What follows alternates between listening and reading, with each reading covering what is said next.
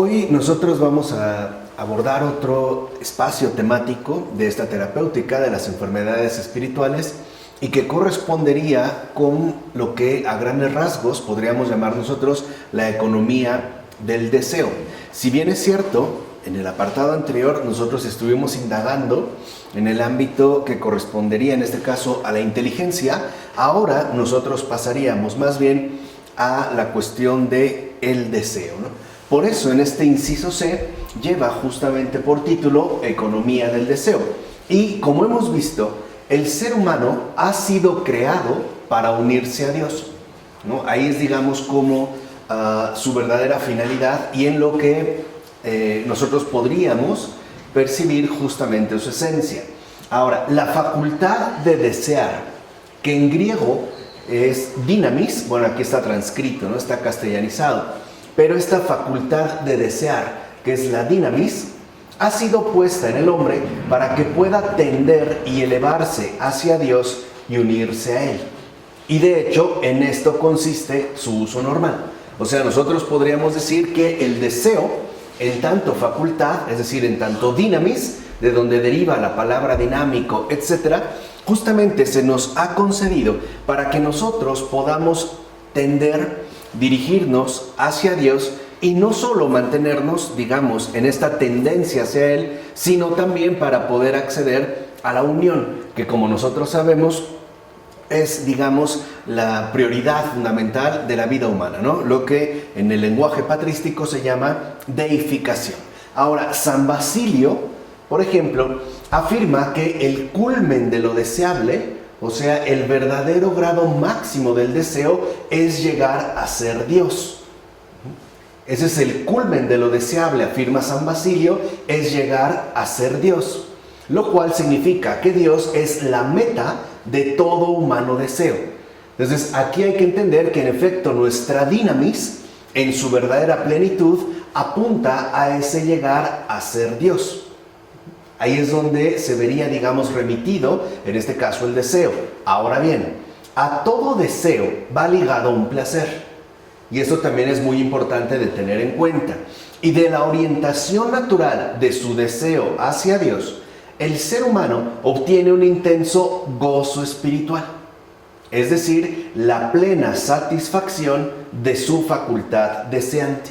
Entonces, cuando el deseo es, digamos, empleado en su uso normal, es decir, de acuerdo con el perfil sustancial con el que se nos ha dado, el ser humano adquiere un respectivo placer. Y ese placer, unido en este caso, el que conlleva este deseo, es justo lo que constituiría el gozo espiritual, que estaría, digamos, además dado a partir de una intensidad siempre mayor. Entonces hay que entender que cuando nosotros realmente dirigimos nuestro deseo hacia Dios, es decir, asumimos la tendencia que en realidad le corresponde, como resultado obtenemos nosotros el gozo espiritual. De tal manera que el tender hacia Dios, el mantener nuestro deseo hacia Dios, ya nos brinda un determinado gozo espiritual. Ahora, la unión con Él, que es la meta, ¿no?, para la que cada uno de nosotros fue creado, entonces ya representaría el gozo espiritual interminable. Es decir, sería lo que en efecto podríamos denominar la vida beatífica, ¿no?, o la vida celestial, en pocas palabras, ¿no?, la vida eterna, pues, de Dios. De hecho, este placer divino y bienaventurado, gozo espiritual, como le llama Gregorio de Niza, constituye para el ser humano la más elevada dicha que se pueda alcanzar, ya que el gozo espiritual proviene de la integración participativa en la vida de Dios, que es infinito. Y por ende, el ser humano obtiene a sí mismo un gozo infinito, aquello que Jesús llama la alegría perfecta, como lo menciona en el Evangelio de Juan, capítulo 15, versículo 11. Entonces, aquí nosotros podemos encontrar tres cosas, digamos, principales. En primer lugar, que nosotros fuimos creados para unirnos a Dios. Y esto entonces significa que fuimos creados para participar de la dicha más elevada que se pueda alcanzar. Esta dicha más elevada que se pueda alcanzar no es otra más que la vida misma de Dios. Podemos decir entonces que al crearnos, Dios también ha querido que seamos partícipes de su dicha eterna. Y aparte, como la dicha eterna de Dios es infinita, entonces Él también ha querido concedernos la satisfacción a sí mismo infinita de nuestro más genuino deseo. Es decir, este gozo infinito. Y no es porque nosotros seamos infinitos, sino porque Él es capaz de saciar infinitamente nuestro respectivo deseo, ¿no? Él nos mantendría, pues entonces, siempre llenos infinitamente de este gozo pleno. Es decir, la verdadera satisfacción de nuestro deseo. Y en eso consiste, en efecto, la alegría perfecta.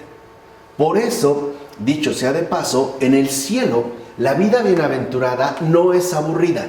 No es que uno llegara como al colmo de lo que es capaz, ¿no?, digamos, de concebir, y entonces se mantuviera ya como estático, sino que siempre nos vemos como alimentados por la infinitud de Dios, que en efecto conllevará para nosotros asimismo una dicha infinita. Es decir, en este caso, un gozo espiritual.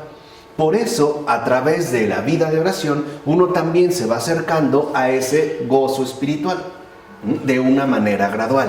Y lo importante es entonces que entendamos que el Señor nos creó para esa alegría eterna que Él mismo nos proporciona y que en realidad no es algo que nos dé, sino que no es otra cosa más que la comunión con Él mismo, ¿no? Dijimos, esa integración participativa. Ahora, y este gozo infinito no puede alcanzarse de ninguna otra manera. Eso hay que tenerlo muy presente, ya que toda otra cosa fuera de Dios, al ser finita, no es capaz de aportar más que un placer parcial y limitado, que, dicho sea de paso, se esfuma rápidamente. ¿Vale? Entonces, no es que en realidad el placer, un poco para distinguirlo de la alegría eterna, es decir, del gozo espiritual, esté mal. Lo que ocurre es que si nosotros quisiéramos quedarnos con lo finito, es decir, si solo nos queremos como contentar con un placer que nos sea dado a través de cualquier cosa que no sea Dios, lo que obtendremos nosotros es siempre una especie de parcialidad.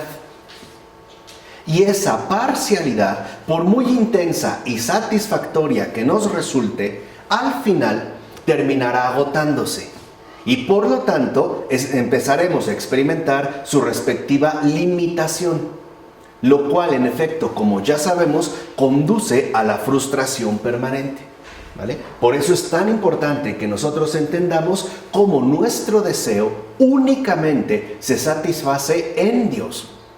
Fuera de ahí, lo que vamos a encontrar son parcialidades placenteras, que en realidad nunca jamás nos dejarán verdaderamente satisfechos. E incluso, más bien, podría a nosotros resultarnos perjudicial en el sentido de que estaríamos anhelando algo que en efecto necesitamos, pero lo estaríamos haciendo de un modo equivocado. ¿Vale? Ahora bien, el diablo, celoso del gozo espiritual al que el ser humano estaba destinado, le sugirió que apartara su deseo de Dios. Podemos decir que entonces el diablo, en su estado de celos, ¿no?, rabioso, le sugirió al hombre que desviara su respectivo deseo del infinito a lo finito. O sea, que se desviara del gozo espiritual para quedar como entrampado en una especie de placer parcial, de esa parcialidad, y por lo tanto que viviéramos finalmente bajo un determinado engaño. Es más, no solo le sugirió que apartara su deseo de Dios, sino que incluso lo orientara en una dirección contraria a la que Dios le había indicado. Esto se puede entender por algo muy simple. El deseo, la dinamis, ¿no?, nuestra facultad de desear, siempre nos pone en marcha hacia algo. De tal manera que, por ejemplo, el diablo sabe perfectamente bien que no puede anular nuestra dinamis, o sea, nuestra facultad de desear. Pero lo que sí podría hacer es desviar nuestro respectivo deseo, incluso en una dirección completamente contraria a la que Dios ha indicado. Por eso el diablo, explica San Máximo, mediante un engaño, persuadió al hombre para que trasladara el deseo de su alma de lo que estaba permitido a lo que estaba prohibido, precisamente para que se desviara hacia la transgresión. Entonces vemos cómo el pecado, ¿no?, en tanto transgresión, también implica una radical un radical desvío de nuestro respectivo deseo. Es más, pasaríamos de lo que está permitido a lo que está prohibido. Por eso, si recuerdan, en el Génesis, el Señor le dice a Adán, ¿no?, Eva, puedes comer de todos, ¿no?, los frutos del Edén, menos del árbol del conocimiento del bien y del mal. Fíjense, todo le estaba permitido, menos una sola cosa. De tal manera que entonces, mediante un engaño, hace que deje de lado todo lo que está permitido para que ahora dirija su respectivo deseo hacia lo que estaba prohibido. Y dicha transgresión repercutió en el crecimiento espiritual del ser humano y por ende pervirtió su propia naturaleza. Y aquí es donde entra un aspecto fundamental, porque en efecto la transgresión culmina pues en perversión. ¿Qué sería entonces la perversión? No es otra cosa más que la culminación última de la respectiva transgresión. Es pasar de lo permitido a lo prohibido. Y no solo como una especie de paso neutro, sino una adhesión deseosa de lo prohibido. Ahí es donde entraría precisamente lo prohibido, ¿no? Veremos que en otros términos también esta perversión consiste en que nosotros incluso podemos llegar a desear y por ende a querer lo que está mal, o lo que de entrada sabemos que está mal, pero mi deseo se siente como apegado hacia ello, ¿no? En este caso, digamos, hacia lo que estaría prohibido. Entonces, no solo se trata de una transgresión, sino de que el deseo, al desviarse de Dios, termina finalmente digamos, de una manera radicalmente trastocado en perversión. Por eso nuestro crecimiento espiritual se va a ver fuertemente afectado. Ahora, no olvidemos que el hombre había sido destinado a gozar todas las realidades sensibles, todas. Sí, pero a través de hacerlo espiritualmente, es decir, en Dios y por medio de sus razones espirituales, los logoi, que son, digamos, como este peso espiritual que conllevan todas las cosas sensibles y que en un principio estaban unidas en la experiencia humana, ¿vale? Yo no me detengo ahí porque nosotros ya lo vimos anteriormente. Ahora, su tarea, por tanto, humanamente hablando, consistía en unificar la creación sensible. Es decir, en unir los sensibles con los inteligibles mediante el conocimiento. Esto es, mediante la contemplación espiritual de todas las criaturas a través del amor. Esa era la tarea. Ahora, para lograr esta tarea se requería maduración, que nosotros dijimos, fue el problema con Adán, ¿no? Se precipitó cuando no estaba todavía maduro para poder también acceder al árbol del conocimiento del bien y del mal. Entonces, en esa respectiva maduración, en la medida en que creciera el ser humano espiritualmente, iba a ser proporcional a la medida en la que lograra unir lo sensible con lo inteligible, es decir, en la que realmente adquiriera un conocimiento maduro. Y este conocimiento maduro es justo lo que llamamos contemplación espiritual, que no es otra cosa más que la vivencia genuina que se da a partir del amor, en el amor y por el amor. A eso es a lo que estábamos llamados. Ahora, Adán, debido a un mal uso de su libertad, se desvió de esta tarea, que a final de cuentas debía finalmente unirlo a Dios y a toda la creación en él. Y dicha desviación lo condujo a obrar en sentido contrario. Fíjense, ahí es donde se puede ver la perversión. Es decir, a imponer la separación de los que estaban unidos, pues el ser humano se puso sobre todo a considerar y a desear a las demás criaturas según el placer que pudiera obtener para sí mismo. Esa es la perversión del deseo. Ahí está el meollo del asunto. Dicho de otra manera, el ser humano, hombre y mujer, actuó ya de forma egoísta. O sea, actuó ahora ya como separado de Dios. Entonces, ¿en qué consiste la perversión del deseo? En el egoísmo. El egoísmo no es otra cosa más que la perversión del deseo. Es querer las demás criaturas según el placer que sean capaces de proporcionarme a mí. Ahí está la perversión del deseo. O sea, ahora quiero las cosas en la medida en que me pueden beneficiar, resultar útiles y, por supuesto, en la medida en que serán capaces de brindarme un determinado placer, ¿vale? Incluso entre lo que antes estaba unido. Pensemos en el caso de Adán y Eva, ¿no? En el propio Génesis se dice que Dios los creó, hombre y mujer. De hecho, en el texto hebreo, en original, se dice varón y varona, porque en realidad forman uno solo. Se ven como una sola carne, son una sola carne, al grado de que sabemos que cuando Adán, ¿no?, mira por primera vez a Eva, dice, ¿no?, admirado, esta sí es carne de mi carne y huesos de mis huesos. Se ven como uno. Pero a partir de la perversión del deseo, ya no se ven como uno. Lo junto ahora simple y sencillamente, ¿no?, se va a contemplar bajo la separación. Y por eso vamos a tratar de resumirlo. Ni Adán ni Eva ya se ven mutuamente como tendientes hacia un mismo fin, sino que ahora empiezan, ¿no?, a asumirse de una manera perversa, en el sentido de que solamente se ven en la medida en que van a lograr satisfacerse ellos mismos, ¿no? Por decirlo de otra manera, Adán ya no ve a Eva como una compañera a través de la cual alcanzar la santificación, sino ahora la ve como un objeto de deseo propio. Es decir, ya no como santificación, sino como autosatisfacción.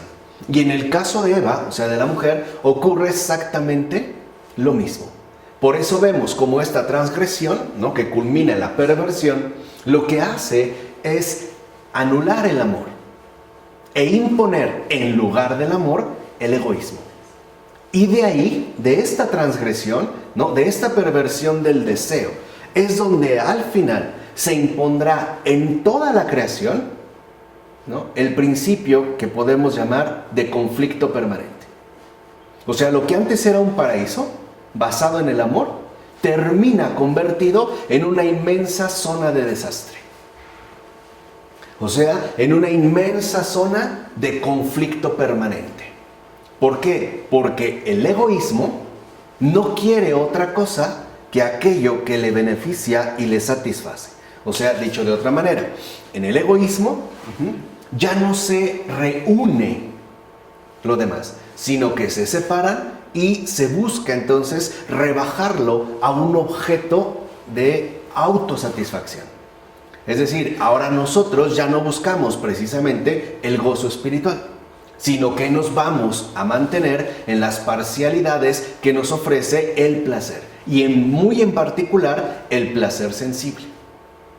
¿Se entiende? Ahora cada uno piensa en sí mismo y desea aquello que le otorgue o le brinde una determinada satisfacción. Entonces, en esta transgresión, el amor, digamos, como que se difumina y en su lugar entra la rivalidad. Lo que decíamos, como un principio de conflicto permanente, ¿no? De tal manera que se va a establecer una inmensa zona de desastre, ¿no?, que muy a su manera, y de hecho de un modo muy importante, describiera este gran escritor John Graham Ballard en sus obras, ¿no? Uno puede leer Rascacielos o Compañía de Sueños Ilimitada, en general su obra. Vemos cómo él retrata siempre esta inmensa zona de desastre que parece no encontrar ningún tipo de superación estable, sino al contrario, ¿no? Como que parece hundirnos en una profunda degradación. Ahora, como dijera San Máximo, el ser humano comenzó a apoderarse de las cosas de Dios sin Dios. Ese es el primer punto. El egoísmo quiere apoderarse de las cosas de Dios sin Dios. O sea, quiere apoderarse de las cosas sin amor. Ahora solo las busca utilizar. Y no solo eso, sino que además de apoderarse de las cosas de Dios sin Dios, también lo quiere hacer contra Dios y no según Dios. En esto consiste justamente el egoísmo, que de hecho es la más profunda perversión de la naturaleza humana. La más profunda, la más grave, la más catastrófica perversión de la naturaleza humana es el egoísmo. Porque el egoísmo es justo este apoderarse de las cosas de Dios sin Dios y contra Dios y no según Dios. Es una radical oposición al amor. Y por ende también, por supuesto, como aquí lo podríamos ya entrever, a la comunión. De hecho, como sabemos, Dios es Trinidad. Y al ser Trinidad es apertura y donación, ¿no? Es un diálogo permanente, es una entrega. De tal manera que en la Trinidad, cada una de las personas no piensa para sí misma, sino que siempre está remitido a otro más, ¿no? Es, digamos, como la concreción del amor. Lo que hace el egoísmo es justo romper este amor e instalar esa profunda perversión, que, como dijimos, nos lleva a actuar contra Dios y no según Dios, ¿no? Por ejemplo, cuando alguien quiere satisfacer su respectivo placer, no se pone a considerar los males que esto puede causar, sobre todo a las demás personas, ¿no? ¿Cuántas veces familias enteras se desintegran y causan verdaderas tragedias por el placer buscado egoístamente por alguien más? No le interesa. No le interesa, de hecho, lo que pueda suceder. O cuántos corazones rotos, cuántas almas heridas por el egoísmo de un ser humano. Piensen, ¿no? Desde esos digamos, como jugueteos, ¿no? Juveniles, donde se engaña a la persona haciéndola creer que se le ama, se saca de ella un provecho, es decir, un determinado placer sexual, por ejemplo, y después simple y sencillamente se le manda al carajo, sin ponerse a pensar las repercusiones que eso puede tener. Y si se llegan a considerar, incluso visto desde el egoísmo, simple y sencillamente no son importantes, ¿no? Porque el egoísmo dice, a mí no me importa. Mientras yo obtenga lo que deseo, es decir, mientras yo obtenga lo que quiero, que es placer, todo lo demás no me interesa. Por eso les decía, ¿no?, que esto engendra una inmensa zona de desastre. Por eso dirá San Gregorio de Niza que un placer introducido por engaño fue el comienzo de la caída.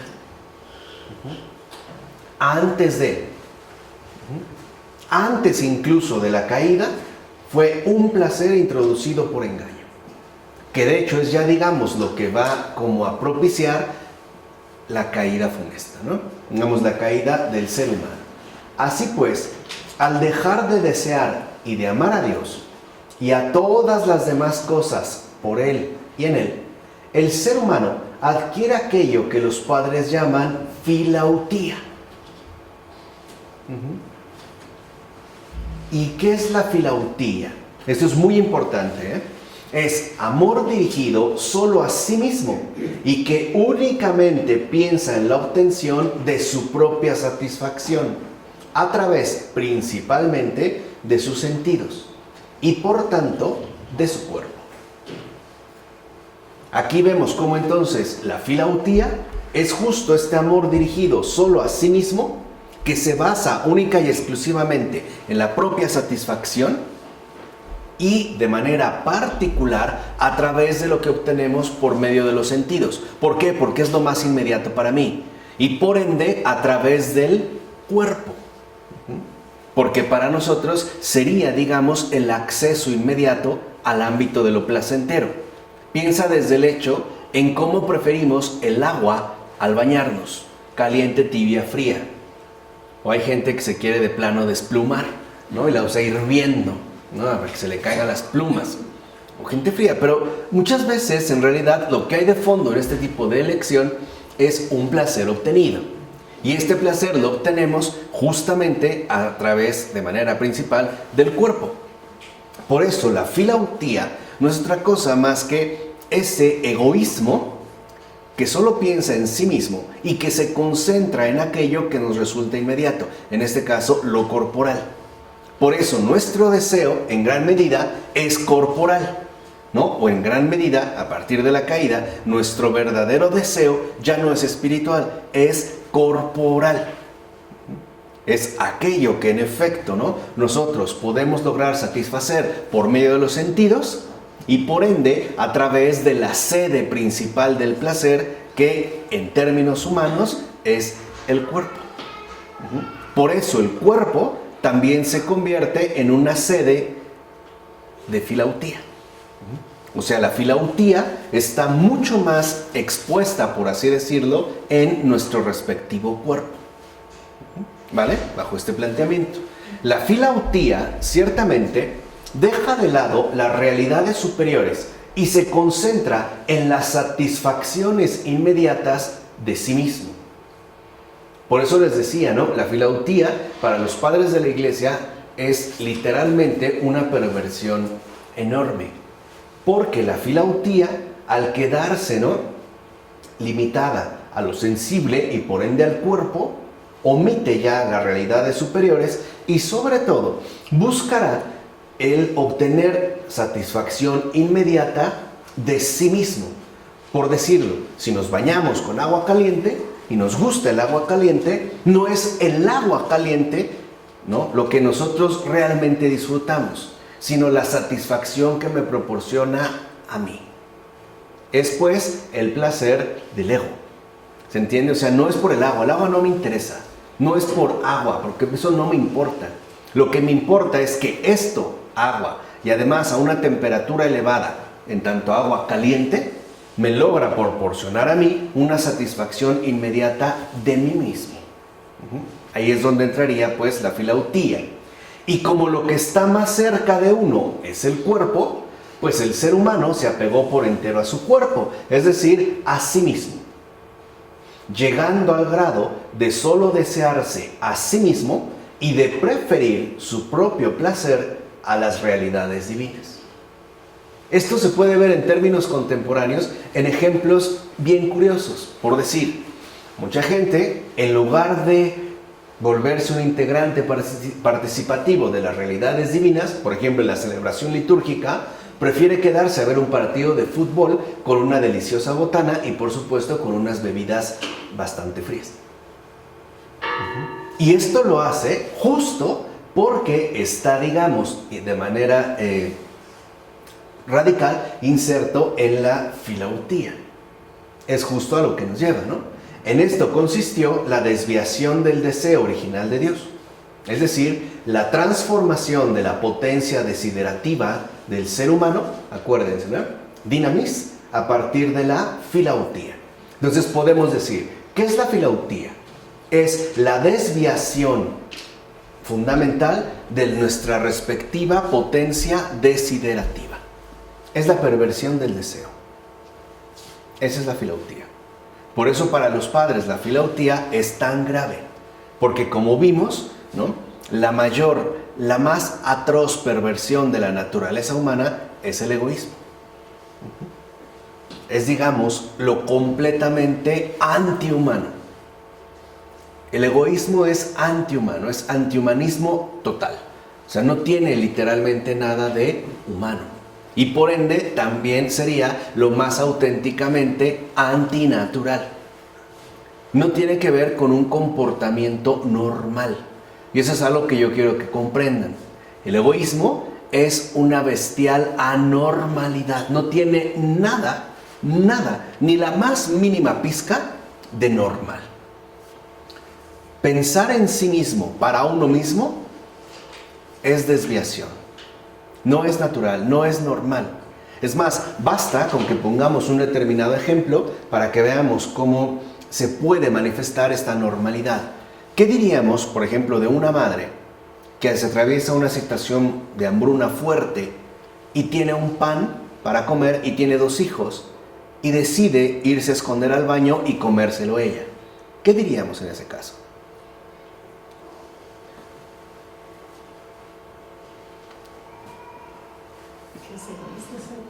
Que es egoísta, ¿no? Y de entrada yo creo que no lo aprobaríamos, al menos no tan fácilmente. Podríamos dar excusas, pero intuimos en síntesis que por ahí algo no anda bien. Lo mismo pasaría en el caso de un marido que, estando casado y con su familia, decide tener una aventura por fuera, un amorío. Lo que le decimos es que el error que cometió no es irse con otra persona, es que no pensó en los otros, solamente pensó en sí mismo. Y ahí lo que estamos exponiendo es que ese tipo de comportamiento egoísta no es normal. De hecho, como les dije, ¿no?, correspondería con una nefasta y bestial anormalidad, ¿vale? Por eso podemos decir que, de hecho, la filautía representa una perversión, una desnaturalización, una enfermedad de nuestra facultad desiderativa, que, como hemos visto, afecta profundamente la naturaleza entera del ser humano. Y aquí podemos ya sacar una conclusión muy fuerte quizá, pero es verdad. Una persona egoísta padece la enfermedad más grave de su facultad desiderativa.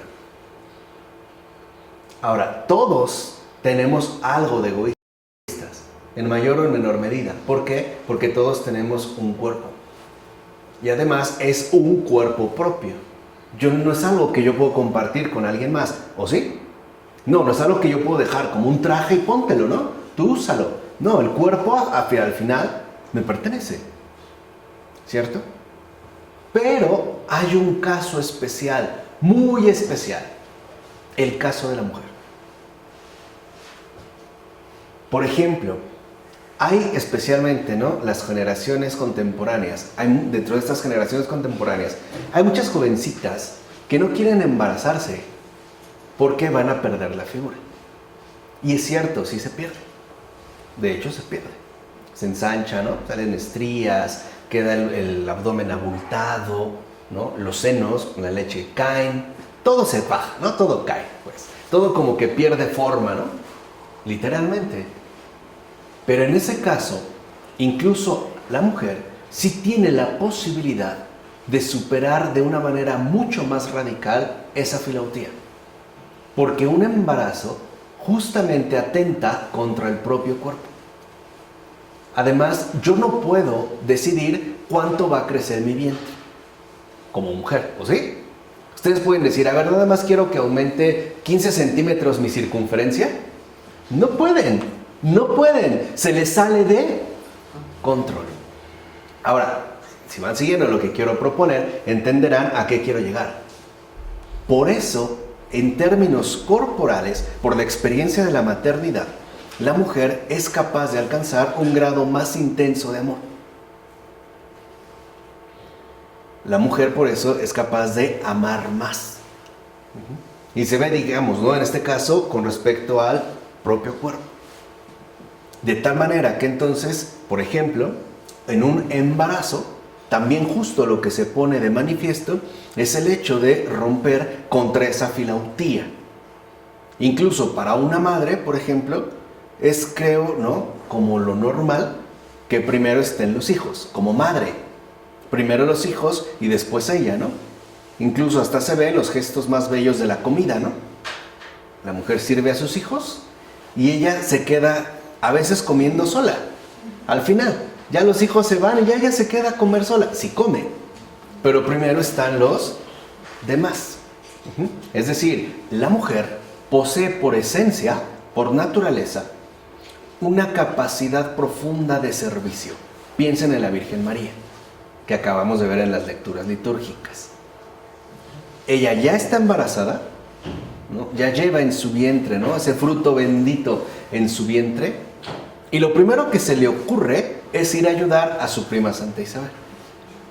Ni siquiera, y eso que ella está embarazada, y ni siquiera va, ¿no?, para decirle: ¿qué crees? Yo soy la madre de Dios o la madre del Salvador. Ella va a ayudar. De hecho, la saludó, y con eso sabemos, ¿no?, se llena del Espíritu Santo y le revela todo, ¿no? Y ella, pues, se lo anuncia a Isabel. Pero María no. Aparte, acuérdense, Santa Isabel ya era una mujer mayor. Bueno, su prima Isabel. O sea que era un embarazo de alto riesgo. Pues, por eso también sabe María, sin que se lo digan, que necesita a alguien que la ayude. Ya era una anciana. Ese embarazo es de alto riesgo. Y no se fija en ella. Va justo, ¿no?, a ponerse al servicio. Por eso, a eso a lo que voy. No es casual que en el mundo contemporáneo la mujer sea la principalmente, es decir, espiritualmente más atacada. Ya la habíamos visto también porque cuando estudiamos la fe de los demonios, por la enorme misión que tiene. Por eso, lo más antinatural en una mujer, más todavía antinatural que en un hombre, es el egoísmo. De ahí pues también podemos ver la gravedad, es decir, la perversión del aborto, por ejemplo. Por eso tiene un peso mayor. Acuérdense, ¿no? En nuestro mundo espiritual, las cosas tienen una determinada proporcionalidad. Mayor gracia, pues es mayor el peso, ¿no?, de no mantenerse fiel a esta gracia. Bueno, entonces, de fondo podemos decir que la filautía establece un juicio erróneo que conduce al alma a comportarse según un modo más bien antinatural. De ahí que los padres identifiquen y hablen de la enfermedad del placer como una de las enfermedades primeras y más importantes del hombre caído. Por eso, por ejemplo, ¿no?, era muy común en la vida ascética la mortificación. Porque como nosotros dijimos, la mortificación va sobre todo dirigida al cuerpo. Piensen en Cuaresma. El cuerpo sí se mortifica, ¿no? Pensemos en el caso del paladar. Si estamos acostumbrados a la buena comida, que hay un ejemplo, ¿no?, muy particular, y de repente pues nada más comemos papas hervidas sin sal, el cuerpo repela, el cuerpo se molesta, el cuerpo se enoja, porque no está obteniendo el placer que exige, pues, ¿no? Por eso era tan importante en este caso la mortificación. Ahora, es diferente cuando digamos, las cosas que nos brindan placer están dadas en orden al amor, o en este caso según el amor, porque uno entiende que no es para satisfacerse, sino justamente para repartirse, para compartirse. Por eso no es casual, volviendo a la comida, que las comidas siempre son grupales. Por eso es una mesa.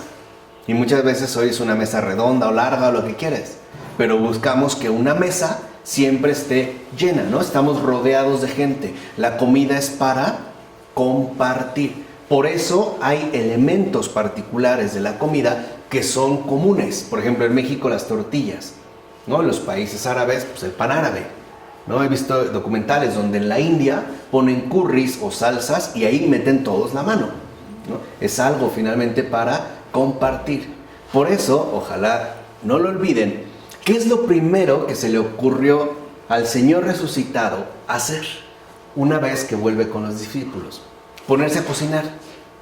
Les prepara unos pescados asados. Justo para que no se olviden que lo primero que hay que vencer es el egoísmo, ¿no? Es el Rey de Reyes, el Señor de Señores, el Señor glorificado, el Señor resucitado, y lo primero que se le ocurre es mostrarse como cocinero. Porque el cocinero cocina para alguien más, no para sí mismo. ¿Vale? ¿Vamos? Es como un gesto, ¿no? También muy bello, muy concreto del resucitado. Bueno, entonces es una enfermedad, la filautía, que bien puede ser resumida de la siguiente manera. Y de hecho es la manera en la que en general los padres definen la filautía. Podemos decir, ¿qué es la filautía? Es deseo de lo sensible e inmediato, persiguiendo solamente su disfrute por sí mismo, sin Dios, y para uno mismo, sin Dios también. Esa es la filautía. Repito, la filautía es deseo de lo sensible e inmediato, persiguiendo solamente su disfrute por sí mismo, sin Dios, y para uno mismo, sin Dios también. Entonces podemos decir que la filautía es completa y totalmente anticomunión. Para la filautía, los demás, los otros, simple y sencillamente no existen. Y si existen, no son importantes, puesto que solo serán importantes en la medida en la que logran proporcionarme un placer sensible e inmediato para mí y solo para mí. Piensen hoy los jueguitos macabros, ¿no?, que se hace con la sexualidad. Es que esto aquí es donde entendemos, ¿no?, como nuestra situación caída. Por ejemplo, los estimulantes, ¿no?, para volvernos bombas multiorgásmicas, ¿no?, que desbordan de placer. En realidad lo que se piensa es que cada quien disfrute intensamente para sí mismo. Lo que se busca es que tú accedas a un estado alto, no elevado, intenso de placer. Pero en realidad esto funciona porque está, digamos, basado en el egoísmo. La otra persona no importa. Importa lo que tú eres capaz de experimentar. Entonces en la relación sexual ya no hay realmente unión. Lo que hay es utilización u objetualización, ¿no? Es lo que muchos también en gran medida llaman la genitalidad, ¿no? Frotarse los genitales para obtener un determinado placer. Por eso es tan grave la disfunción eréctil, porque entonces no quedo satisfecho o satisfecha. Entonces lo que me interesa es que no padezca disfunción eréctil, o sea que más bien, ¿no?, logre mantener una especie de erección invencible y por ende que yo logre adquirir cada vez más un placer mayor, o sea, una satisfacción, pues, ¿no?, basado en este caso en la filautía, pensado en el disfrute por sí mismo y para uno mismo. O sea, en pocas palabras, para la filautía, Dios y el prójimo no cuentan. Ni Dios ni el prójimo. Por eso es tan grave. Porque la filautía anula a Dios, pero también anula al prójimo. Y por ende, dijimos, establece o se basa en la separación. Así pues, el placer egoísta aparece entonces como el único objetivo del amor a sí mismo. O sea, la filautía, ¿no? ¿Cuál es el objetivo de la filautía? Pues el placer egoísta. Además, es un objetivo que implicará el poner en marcha las múltiples modalidades de deseo que están al alcance para lograr la adquisición del propio placer. Y ojo, porque estas múltiples modalidades de deseo son precisamente aquello que los padres llaman pasiones. Y que de hecho, como veremos, son las pasiones, más bien las pasiones, no son otra cosa más que las múltiples enfermedades espirituales que, en tanto seres humanos, padecemos. Por eso es importante que ustedes entiendan ya muy bien la filautía y lo que serían las pasiones. ¿Qué son las pasiones? Son múltiples modalidades de deseo. Pero además, son múltiples modalidades de deseo para alcanzar u obtener el placer egoísta. Esas son las pasiones. Podemos decir que las pasiones no son otra cosa más que los modos, ¿no?, las modalidades que el egoísmo pone en marcha a través, en efecto, de la multiplicidad de deseos. ¿Vale? Entonces ya hay aquí dos términos bien importantes que no vamos ya a perder de vista. Las pasiones, esas múltiples modalidades de deseo, ¿no?, para alcanzar la adquisición del propio placer, o sea, el placer egoísta, y la filautía. el pensar y amar, querer, desear, buscar solo para uno mismo, sin Dios y sin el prójimo. Las pasiones aparecen como las muy variadas invenciones que el ser humano establece para poder dar satisfacción a sus ansias de placer, llegando incluso a inventar y desear múltiples necesidades que requieran asimismo satisfacción. Esto es muy evidente en nuestra actual cultura del confort y del consumo. Piensa en el caso de un automóvil. No solo buscamos la eficiencia, sino que también buscamos un mayor grado de satisfacción. Por ejemplo, que en lugar de asientos normales de tela, sean de piel. Y hasta sé que hay asientos de piel especial. En realidad, ahí nosotros pasamos a las invenciones variadas que surgen justamente por estas ansias de placer que ponen en marcha nuestras respectivas pasiones. Entonces, vean, y esto es lo importante, las pasiones buscan placer, placer sin gozo, o sea, sin Dios. Placer como algo exclusivamente propio, o sea, mío y de nadie más. ¿Qué buscan las pasiones? La satisfacción placentera del ego. Eso buscan las pasiones. Por eso aquí nosotros podemos distinguir muy bien el placer del gozo. Nosotros dijimos, todo deseo implica un placer. Y por eso podíamos hablar del gozo espiritual. El problema está cuando se deja de lado lo espiritual y entonces única y simplemente nos limitamos o nos abocamos al placer, es decir, al placer sin gozo. Podemos decir que en este caso, debido a nuestra filautía, nos volvemos extremadamente sofisticados en los modos de obtener ese cierto placer. Y esto es un grave problema, especialmente en el mundo contemporáneo, en donde hemos perdido de vista ese gozo simple y sencillo, que no implica ni requiere para nada enormes sofisticaciones. La alegría, pues, de Dios. Por ejemplo, el gozo que uno siente de estar con la familia. Y que no tengo que estar precisamente en un chalet suizo, con una vista impresionante. Basta con que estemos juntos, unos con otros. Esa alegría simple, o sea, la simpleza, porque acuérdense, Dios es simple. Y se va a dar a través justo de las cosas más sencillas. El problema está en que si nosotros perdemos de vista esa sencillez y nos queremos dejar llevar más por la sofisticación, solo vamos a tener placer, pero nunca vamos a encontrar el gozo. ¿Entiende? O sea, no solamente nosotros podemos limitarnos a lo sensible, sino que también tenemos que reunir lo sensible con lo espiritual. O sea, placer con gozo. Lo sensible con lo espiritual, que justamente formaría parte de una experiencia humana íntegra, normal, pues, natural.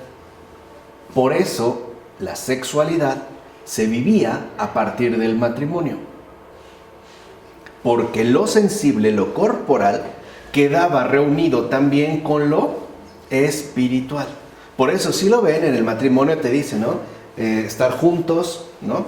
En la salud, en la enfermedad, en la riqueza, en la pobreza. Nunca te dijeron en las erecciones y en la disfunción eréctil, ¿no? En las estrías y en la ausencia de estrías, en los senos levantados y en los senos caídos. Eso no se habló, no se tocó, porque no era el propósito, pues, no es lo importante.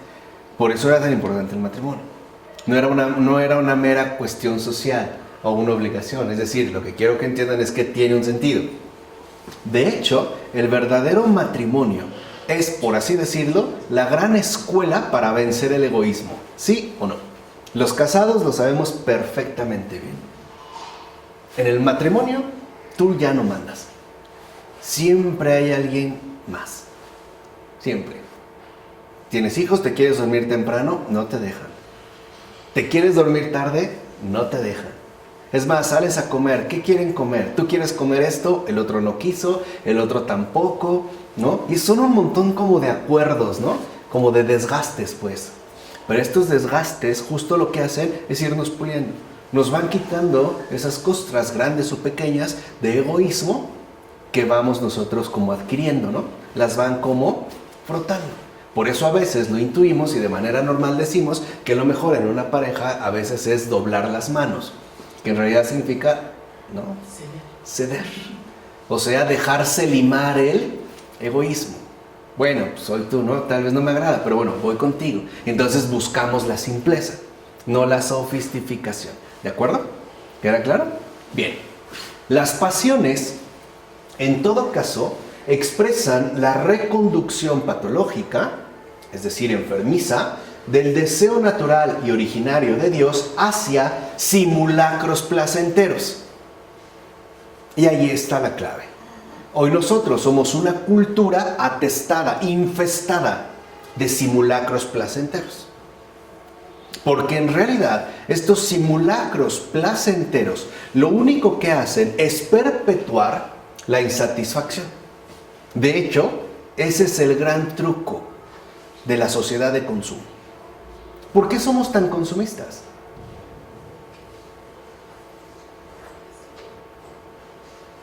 ¿Por qué somos tan consumistas? Están dormidos. ¿Por qué somos realmente tan consumistas? Justo por esos simulacros placenteros que dependen, en último término, de que no alcancemos nunca una satisfacción total. Es decir, la sociedad de consumo, a final de cuentas, depende de una sola cosa: la anulación del gozo. O sea, de que no aparezca Dios por ninguna parte. Y esto lo podemos ver sobre todo, por ejemplo, en esos simulacros placenteros de las grandes propagandas y del marketing operativo de estos tiempos. Te ofrecen un tiempo compartido. ¿Qué ves en el folleto? Cosas maravillosas, ¿no? Habitaciones increíbles, la ventana, todo. O sea, es un simulacro placentero. Eso te va a lograr satisfacer. Pero resulta que no. Justamente porque se juega, como nosotros dijimos, con esas parcialidades, ¿no? Es ese placer, ¿no? Como en abonos, en parcialidades, que siempre te conduce, de hecho, a intentar renovar ese respectivo ¿qué? Placer. Se ve muy bien en el caso de los teléfonos celulares. ¿Por qué sacan tantos modelos tan pronto? Se saca uno y luego otro, y ni siquiera acabaste de funcionar uno, y otro, y otro, y otro, y otro. Porque nuestra cultura, como dijera este intelectual contemporáneo, Boris Groys, está basada en la obsolescencia. Y ese es como, digamos, un perfil bastante dramático del mundo contemporáneo. Hoy para nosotros parece ser que la obsolescencia es lo que marca el ritmo, ¿no? El tempo de nuestras respectivas vivencias. O díganme, ¿no es verdad que en estos tiempos muy pronto consideramos que algo está viejo? ¿Cuánto tiempo de vida le damos a las cosas? Cada vez los promedios son mucho más que reducidos. Piensa en las bombillas, ¿no? Las bombillas de luz, las auténticas y genuinas bombillas de luz duraban toda una vida. Y lo sabemos. Hoy en día no. Puedes utilizar una bombilla y al otro día, incluso un poco tiempo, se funden. O ya están programadas para que duren cierta cantidad de horas, ¿no? Los ahorradores o los lúmenes, los LED, foco LED, ¿no? Puntos LED. Tantas horas de vida, pero no más. Pero resulta que cuando tú adquieres, por ejemplo, un nuevo producto, en realidad este producto ya está marcado por la obsolescencia. O sea, dentro de poco, antes de lo que tú imaginas, será superado por una nueva oferta. Y aquí es donde entra una de nuestras características más curiosas. En realidad, lo que nosotros consideramos nuevo ya es algo pasado. Es algo que en definitiva no va a permanecer. Se va a volver obsoleto. Ahora, lleven esta dinámica que forma parte de nuestra praxis de vida ordinaria a nuestras relaciones humanas. Por eso vemos cómo también hay una especie de precocidad de parejas, ¿no? Una y otra y otra y otra y otra y otra. De hecho es curioso, ¿no? Como que iniciamos una relación pensando en lo que va a durar. Justamente para poder renovar, ¿no?, nuestra respectiva ansia de placer. Es decir, estaríamos basados pues en estos simulacros placenteros. De eso depende pues la sociedad de consumo. Porque cuando uno encuentra el gozo espiritual, sí quedamos verdaderamente satisfechos. Y por más que hoy nos digan en la propaganda que nos prometen satisfacción total y si no nos devuelven nuestro dinero, mienten. Porque esa satisfacción no es total. Tan no es total que terminaré comprando, es decir, adquiriendo otra cosa. ¿Vale? Ok, un poco para que vean la repercusión que tiene. Ok, es decir, fíjense, todos los deseos del hombre caído parten de una falsificación del gozo de Dios espiritual y por ende de un alejamiento total del verdadero bien. Escribe San Nicolás Cavasilas: lo que parece bueno no es más que un simulacro de bien. Fíjense, son como frases, ¿no?, que hemos ido poniendo aquí también para meditarlas aparte, ¿no? O sea, dice San Nicolás Cavasilas: lo que parece bueno no es más que un simulacro de bien. Simulacros, porque tarde o temprano, de hecho hoy más temprano que tarde, empezaremos a considerar que ya no está tan bueno. Y lo mismo estamos aplicando al cuerpo. Hoy parece, ¿no?, que es un delito grave envejecer o subir de peso, ¿no? Es decir, engordar. Hoy incluso hasta padecemos para comer, ¿no? Nos parece muy bueno comer ciertas cosas y después resulta que pues no estuvo tan bien, ¿no?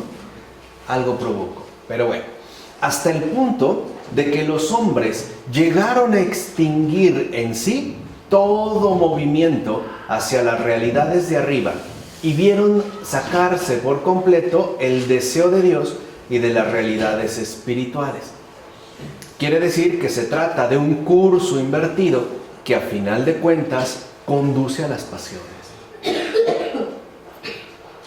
Yo nada más quisiera hacer ahorita una pregunta, un poco para fomentar la intelección, ¿no? Pero si ahorita te preguntaran, ¿qué quieres?, ¿qué responderías? Fíjate, de inmediato, ¡pah! A lo mejor alguien diría, no, pues yo quisiera una camioneta, yo quisiera una casa, yo quisiera una liposucción, viajar por el mundo, o 100 millones de dólares, o encontrar por fin al amor de mi vida, ¿no? O que reaparezca el padre de mis hijos, o cambiarme la dentadura, o bajar 10 kilos. ¿Qué quieres? Cada uno de nosotros sabe su respuesta. 10 kilos, con 10 me conformo que hay 10. 11 ya, para que valga la pena, ¿no? Bien. 15, ya mejor. Ok, entonces ya me... ¿Cómo se llama cuando te engrapan el estómago? Por dentro, ¿no? Te operan y te cortan, te engrapan. Yo bajar la pancita no mucho. Ok, nada más con eso. Pero sí lo ven, o sea, un poco esta pregunta apunta a ver hacia dónde es que en efecto nuestros respectivos deseos están orientados. O sea, ¿realmente se orientan a lo espiritual, a lo de arriba? ¿O por el contrario, parecen estar como dirigidos hacia lo de abajo? O sea, lo inmanente, a lo que nosotros de una o de otra manera podemos tener acceso, ¿no? Esto es algo grave, por ejemplo, sobre todo en las personas jóvenes. Si ustedes los ven, sus deseos siempre son deseos a corto plazo. O sea, no desean algo más de más allá. Todo tiene que ser de acá, de más acá. Por ejemplo, ¿no? ¿Qué quieres? No, pues yo quiero visitar Japón. Quiero comprarme un vestido de geisha, ¿no? Quiero ir y caminar desnudo toda la muralla china. puede ser extravagante, pero sigue siendo un deseo de acá. O sea, el más allá, o sea, lo espiritual, no aparece. Y es más, si alguien nos dijera, ¿no?, en una apertura sincera, pues yo quiero ser un santo o una santa, nos reiríamos de él. Pensaríamos que está loco, o sea, que está realmente tonto y que esa es una tontería, ¿no? Incluso mencionarlo. Pero a lo mejor si alguien nos dice que quiere ser narco, lo tomamos en serio. Porque el narco se despliega acá. Lo podemos ver en la ostentación, ¿no? Camionetotas, casotas, pistolotas, viejotas, albercotas, y todo está así como, ¿no?, como exagerado. Pero lo vemos como algo accesible. Por eso es tan importante que nosotros también nos demos cuenta de ese curso invertido en el que podemos estar inmersos. Por ejemplo, es bueno bajar la pancita. Bien. Es bueno mantener la figura. Es bueno mantener un cuerpo delgado. No sé realmente qué tan bueno, no estoy tan seguro. No, yo recuerdo que hace años se hablaba de los gorditos llenos de vida. Era un gordito lleno de vida, que es una bomba de triglicéridos y colesterol a punto de explotar. Digo que es como un crimen, ¿no? O sea, una persona con sobrepeso. Está bien. Pero también es importante anhelar un cuerpo glorioso. Un cuerpo resucitado. ¿Se entiende? O sea, esto es muy importante. Está bien desear comida, pero también no olvidarse que no solo de pan vive el hombre. ¿Se entiende? O sea, esto es como la unificación. De tal manera que no crean que porque queremos lo espiritual ya descartamos todo lo demás, ¿no? Si así fuera, entonces ahorita mismo me divorcio, ¿no? Voy a vivir mi amor puro, ¿no? Tan puro, tan puro, tan puro que no necesito de nadie. No, o sea, se trata de reunir. Vamos a bajar la panza, sí, pero también vamos a bajar el cielo a la tierra, ¿no? ¿Se entiende? O sea, eso es como muy importante. Porque si no, entonces nosotros, les digo, viviríamos como en estas parcialidades, que lo único que hacen ciertamente es defraudarnos. Hoy yo creo que la gente pues, está más defraudada que nunca, ¿no? Nos prometieron simulacros placenteros inmensos y la verdad no cumplieron. Por eso pues se trata de reunir, ¿no? Ahora bien, una característica esencial de la facultad desiderativa es que no puede repartirse entre Dios y la realidad sensible. Porque en realidad nuestro respectivo deseo es uno. No lo podemos repartir.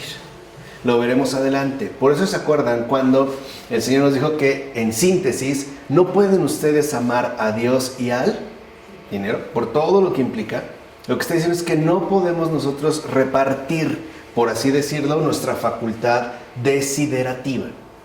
O sea, nosotros no podemos, pues, concentrar o dirigir nuestro deseo hacia Dios, hacia arriba, y al mismo tiempo hacia abajo. De hecho, nuestra facultad desiderativa muestra que el deseo del ser humano es único. El ser humano, en realidad, solo posee un deseo, nada más. Y su único deseo es Dios. Solo hay un deseo. En efecto, un mismo corazón, dice San Juan Crisóstomo, no puede albergar varias pasiones.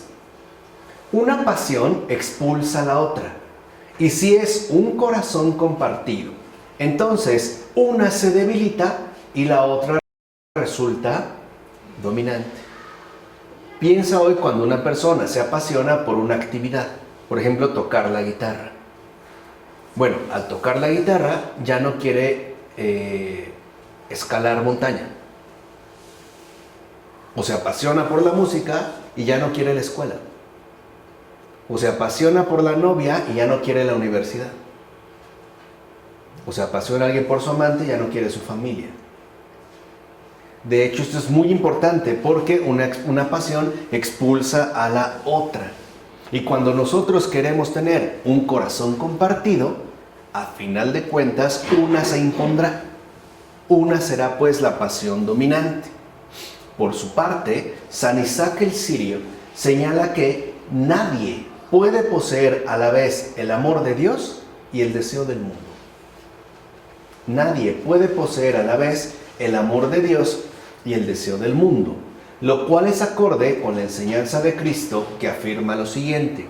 Dice el Señor: nadie puede servir a dos señores, pues odiará a uno y amará al otro, o se apegará a uno y despreciará al otro.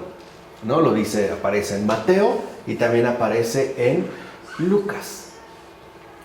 Así pues, al dirigir su deseo a un determinado ámbito, por ejemplo, Dios o el mundo, el ser humano lo desvía automáticamente del otro. Porque como dijimos, el deseo humano en realidad es uno. A ver, tratemos de plantearlo en términos un poco más accesibles. Los ojos. Tu mirada solo te permite captar un punto de visión. Y cuando tú, por ejemplo, vamos a suponer, tú quieres concentrar tu visión en algo, eso te lleva a renunciar a todo lo demás. Claro que alguien me puede decir, bueno, yo puedo ver el conjunto, puedo ver a final de cuentas un paisaje. Sí, pero ese paisaje no te permite ver las particularidades. ¿Entiende? Es como si, a ver, entras y dices, ay, mira qué bonita casa, pero de repente volteas y hay una araña. Esa araña en el techo, esa simple arañita, hace que desprecies toda la casa. Ya no forma parte de tu campo de visión. Y solamente te permites, o solamente se te permite enfocarte en un solo aspecto. Por ello es que, como sostienen entonces los padres de la Iglesia, cuando uno dirige su deseo a un ámbito, Dios o lo que no es Dios, entonces de manera inmediata termina despegándose del otro. Por ejemplo, si nosotros realmente orientamos nuestro deseo a Dios, el mundo en su conjunto queda como relativizado. Por el contrario, si dirigimos nuestro deseo al mundo, entonces Dios queda como expulsado. No puede entrar a formar parte, pues, de nuestra determinada opción. Por tanto, cuanto más ama el ser humano al mundo y a sí mismo, más se aleja y menos ama de Dios, menos ama a Dios. ¿Cierto o no? Cuando alguien, ¿no?, opta por el mundo y a sí mismo, o sea, esa como fuerza, ¿no?, opuesta a Dios, el mundo, y más se ama a sí mismo, más se aleja y menos ama a Dios. De hecho, el cuidado de uno acarrea necesariamente el descuido, o sea, abandono del otro. Como decía Gregorio de Niza. Acuérdense, no podemos nosotros, ¿no?, servir a dos amos. Si nosotros cuidamos a uno, necesariamente tendremos, ¿no?, o incurriremos en el descuido de otro. Sí, pero también hay que aclarar que hasta los grandes santos tenían mucho del mundo también. Ah, no, sí. Sí, no, o sea, aquí estamos hablando... Que no han amado como deberían ser. Sí, no, claro, o sea, lo que tratamos de entender es en qué consiste nuestra realidad espiritual. Una balance, ¿no?, balance. Y, digamos, qué es lo que está ocurriendo realmente en nuestra alma. O sea, digamos, ante estos desórdenes en los que nosotros pues, estamos inmersos, en tanto pertenecemos, ¿no?, a una realidad humana caída. O sea, un poco lo que me parece que los padres buscan transmitir es como una especie de radiografía de nuestra realidad espiritual, ¿no? Como digamos, como el mecanismo, ¿no?, que se ha puesto en marcha en tanto apelamos a nuestra condición caída. Ahora, aquí lo importante es entender que el deseo es uno. Y en síntesis, el secreto está en que nuestro deseo se dirija a lo primero. Y de lo primero, entonces, pasemos a lo segundo. O sea, en pocas palabras, primero Dios. Después, todo lo demás. Eso es lo que se nos enseñó bíblicamente, por ejemplo, ya en los mandamientos que se le dieron al pueblo de Israel. Amarás al Señor con todas tus fuerzas, con toda tu mente y con todo tu corazón. O sea, primero esto. O sea, si el deseo está orientado primero a Dios, todo lo demás está bien. Pero la lucha es continua. Ah, no, claro. Pero me refiero, por eso nosotros tenemos que vigilar muy constantemente el curso de nuestro deseo. Porque es fácil, ¿no? Otra vez, quedarse entrampado en ese curso invertido. Y en lugar de ir a lo primero, no lo saltamos y buscamos todo, pero ya no lo podemos nosotros como conciliar, ¿no? Terminamos pues como enemistados en nosotros mismos. ¿Por qué a veces una persona se puede ir con su amante y dejar a su familia y a sus hijos? Porque su deseo no le permite estar con los dos. Cuidará a uno y al otro lo descuidará. Esto se ve desde el hecho de que a lo mejor el esposo, la esposa o él o ella, una noche ya no llegaron, después ya no hablan, después ya no llegaron 2 días, después se fueron por cigarros y ya nunca regresaron, etcétera, etcétera, ¿no?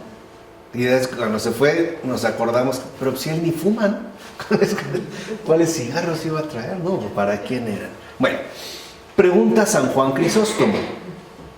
¿De dónde se deriva que nuestro amor a Jesucristo sea tan débil? Vean, esa es una pregunta muy interesante, ¿no? ¿De dónde se deriva, pregunta San Juan Crisóstomo, que nuestro amor a Jesucristo sea tan débil? Debe de tener algo, ¿no? Y responde, de que agotamos las fuerzas de nuestra alma en vanas pasiones. Ahí está la gravedad de las pasiones, que ya entendimos en qué sentido, ¿no? Estamos hablando de pasiones. En pocas palabras, son las pasiones las que agotan las fuerzas de nuestra alma, que tendrían que concentrarse en amar a Dios. De ahí proviene, de que agotamos las fuerzas de nuestra alma en vanas pasiones. Así pues, quien no desea a Dios, deseará necesariamente el mundo, es decir, sus propias pasiones y sus falsas satisfacciones. Ahí está pues como este dilema en el que nos encontraremos. De ahí que San Gregorio Palamas constate que el ser humano que no ama a Dios con todas sus fuerzas, con toda su alma y con todo su corazón, revolotea a través de este mundo y agota a favor de este todo o casi todo el amor del que su alma es capaz. ¿Cierto o no? Lo puede hacer en bebidas, en restaurantes, en viajes, en lo que quieran. Pero ahí literalmente se agota, ¿no? Revoloteando, pasando de un lado a otro. Es decir, a la deriva, ¿no?